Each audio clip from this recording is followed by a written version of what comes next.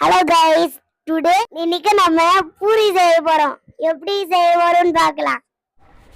Hello friends, இன்றைக்கி Sunday morning என்ன breakfast பண்ணுறோம் அப்படிங்கிறத நம்ம இன்றைக்கி வீலாகில் பார்க்க போகிறோம். பூரி கிழங்கு. ஸோ பூரிக்கான மாவை கிரைண்டரில் ரெடி பண்ணிகிட்டு இருக்கேன்.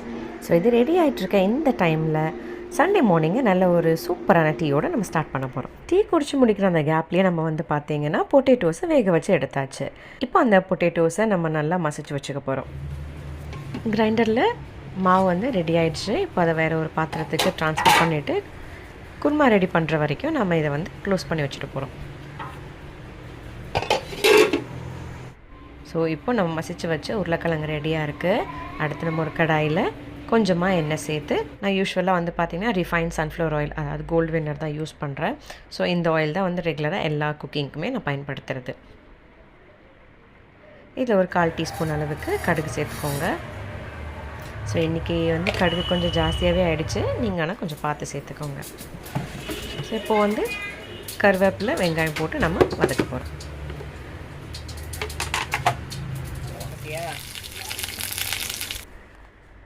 இது கூட நம்ம ஒரு 2 க்ரீன் சில்லிஸ் ஆட் பண்ணிக்க போகிறோம். ஸோ நான் புதுசாக வாங்கியிருக்கேன் அந்த வெஜிடபிள் கண்டெய்னர் பார்க்கலாம். ஸோ இதுதான் அது. எனக்கு யூஸ்வலாக பார்த்திங்கன்னா வெஜிடபிள்ஸை கவரில் போட்டு வைப்பேன் நான். பட் அது கொஞ்சம் நாள்லேயே தண்ணி ட்ராப்ஸ் எல்லாம் காய்கறியில் பட ஆரம்பிச்சிடும். ஸோ இந்த மாதிரி ஒரு கண்டெய்னர் வாங்கணும்னு சொல்லிட்டு ரொம்ப நாளாக நான் தேடிட்டு இருந்தேன். ரீசெண்டாக பாத்திர கடைக்கு போயிருக்கும் போது நான் இதை பார்த்தேன். நான் சரி ஒரே ஒரு கண்டெய்னர் வாங்கி நம்ம ட்ரை பண்ணலாம் அப்படின்னு சொல்லிட்டு வாங்கியிருக்கேன். பட் எனக்கு தேவைப்படுற குவான்டிட்டி வெஜிடபிள்ஸ் மோஸ்ட்லி நான் இதுக்குள்ளேயே வைக்கிற மாதிரி எனக்கு ஃபிட் ஆகிடுது. ஸோ இது வரைக்கும் ஒரு கண்டெய்னர் போதும்ன்ற அளவுக்கு நான் யூஸ் பண்ணிகிட்ருக்கேன். ஸோ பார்த்திங்கன்னா நல்லாவே இருக்குது. ரொம்ப ஈரம்லாம் ஆகலை. எல்லாமே நான் இதிலேயே வச்சு ஸ்டோர் பண்ணிக்கிறேன். இதில் நம்ம ஒரே ஒரு தக்காளி கட் பண்ணி ஆட் பண்ணிக்க போகிறோம். யூஸ்வலாக பொட்டுக்கடலை போட்டும் பண்ணலாம். இன்றைக்கி நான் அது போடலை, தக்காளி போட்டு சேர்ப்பேன். ஸோ இப்போ அரைச்சாச்சு.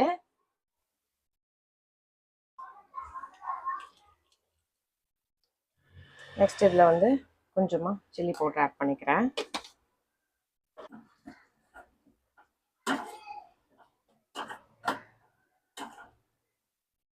நம்ம ஆல்ரெடி மசிச்சு வச்சிருக்க உருளைக்கிழங்கு இதில் ஆட் பண்ணிக்கலாம்.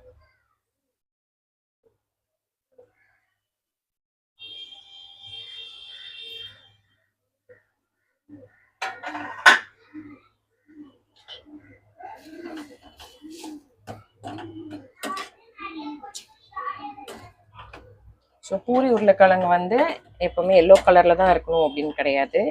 இந்த மாதிரி ரெட் கலர்லேயும் இருக்கலாம். ஏதாவது சொல்லுங்க. ஆமா, இருக்கலாம். கப்புள்ஸ் வீலாகுன்னு சொல்லிட்டு நீங்க பேசவே இல்லைன்னா எப்படி? சரி, இப்போ இதுல நம்ம தண்ணி கொஞ்சம் ஆட் பண்ணோம். கருவேப்பிலை கொஞ்சம் கூடவோ, கருவேப்பிலை கூட, கடுகு கூட, டேஸ்டும் கூடவா தான் இருக்கும். அதனால அதை நீங்க வீட்டில் ட்ரை பண்ணுங்க கண்டிப்பா. ஏன்னா நம்ம இன்னைக்கு ஹரிபரியா செஞ்சுட்டு இருக்கோம். அதனால இதெல்லாம் கண்டுக்க கூடாது. நெக்ஸ்ட் இதுல தேவையான அளவு தண்ணி ஊற்றிக்க போறோம்.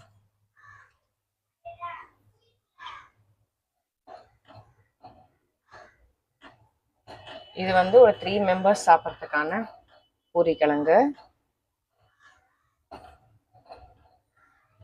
ஸோ இப்போ இதில் நல்லா இதை நல்லா இப்போ கொதிக்க விட்டுடலாம். கொதி வந்ததுக்கப்புறமா கொத்தமல்லி போட்டு இறக்கிடலாம். அவ்வளோதான். ஒரு 3-4 மினிட்ஸ்க்கு நம்ம நல்லா கொதிக்க விட்டுட்டோம். ஸோ இப்போ நம்மளோட பூரி கிழங்கு ரெடி ஆயிடுச்சு. நல்லா அழகாக திக்காக வந்திருக்கு. தண்ணியெல்லாம் வற்ற விட்டுட்டோம். ஸோ இப்போது கொத்தமல்லி டைம். ஸோ நம்மளோட பூரி குருமாவுக்கு தேவைப்படுற சால்ட்டை நான் ஆரம்பத்துலேயே ஆட் பண்ணிட்டேன். ஸோ அந்த கிளிப்பிங் இல்லை, பட் நீங்கள் மறக்காமல் ஆட் பண்ணிவிடுங்க. ஸோ இப்போ நம்ம பூரியும் ரெடி பண்ணியாச்சு. சுட சுட பூரி கிழங்கு சாப்பிடலாம் வாங்க. ஸோ ஃப்ரெண்ட்ஸ், இந்த வீடியோ உங்களுக்கு பிடிச்சிருந்தா கண்டிப்பாக லைக் பட்டனை ப்ரெஸ் பண்ணுங்கள். உங்களோட தாட்ஸ் எங்கள் கூட கமெண்ட்ஸில் ஷேர் பண்ணிக்கோங்க.